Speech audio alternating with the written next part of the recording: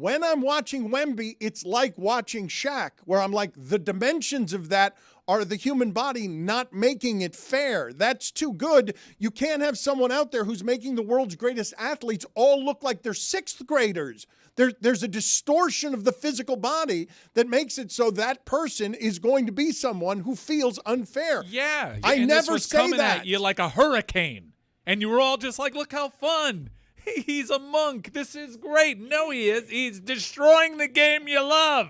To be fair, Dan, he shot 35% from three last year. He had a lot of games where it was not so incredible, not so impressive. So it's not – I think it's the same. To me, it's the same. It's just like, what am I supposed to do with this? That's the unfairness. Like a teenager, watching Randy Johnson pitch 9 games in a 5-game series. How is this possible? What am I supposed to do with this?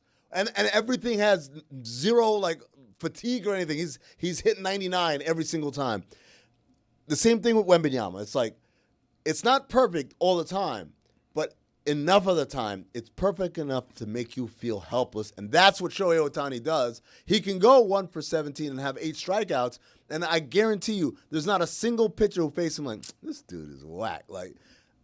There's always that fear of, oh my God, in the same way that watching Steph Curry last night, we talked about it, bad shot, but it's like when it's Steph Curry, it's like, oh no, this is how we're going to lose. To the Ohtani point, though, where the pitchers respect him so much, he's in the midst of a 1 for 17 slump and they walk him.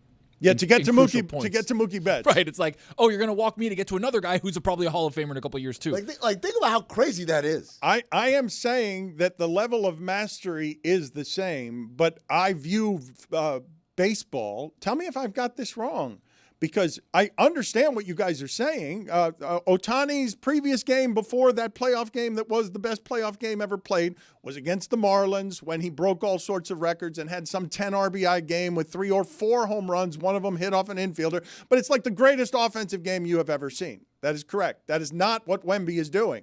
But I can see it from here. What does that look like? If it's 40 and 15 and 3 with no turnovers, what does it look like? But he's still physically growing. He is still young. And what cometh this way, if it's not already here, is the storyline of, can Steph ward off this spider person who Antetokounmpo was supposed to be when he was going to dominate and win all the championships? But this person can come and take all the championships in a way that I think is going to feel unfair. If not already, it's like a couple of games down the line. The thing I keep going back to, it's funny that Chris is wearing that shirt because that's such a cool moment from the gold medal game.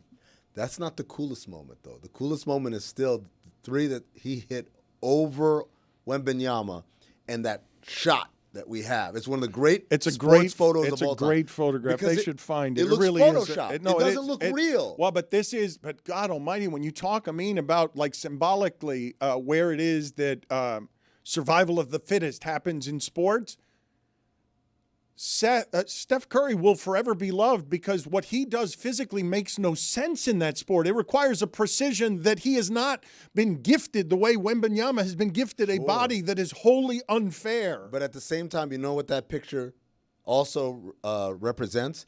Mike, it goes back to a name I said earlier in the show, Dr. Ian Malcolm, which is that life finds a way, right? You can see Wembanyama, look at that.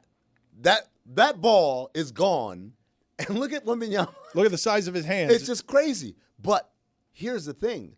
Wembanyama can have all that height and that agility and that offense and that IQ and that great personality and great teammate and everything.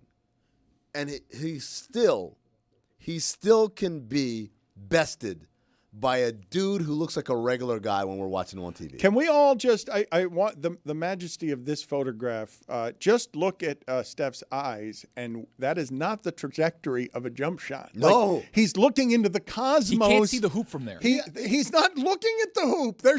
He has to look straight up to an angle in the sky to throw it through 7 stars. If you look, the amazing part of that photo is, if this were the evolutionary chart, it'd be like, holy shit.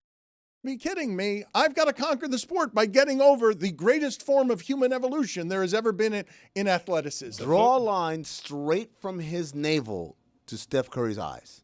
That's where he's at. It's not often that recently you see a photo and you're like, that's an all-time great photo. And everybody's reaction was that photo was taken by Gerard Angelo Samilano and Ezra Shaw. 2 photographers on one photo credit. That's crazy. The Fan reactions behind are awesome too. Because it's in France. That's the other part of this equation that we have to remember. It's in France. Behind enemy lines. On photograph. treacherous ground. Oh, easy there.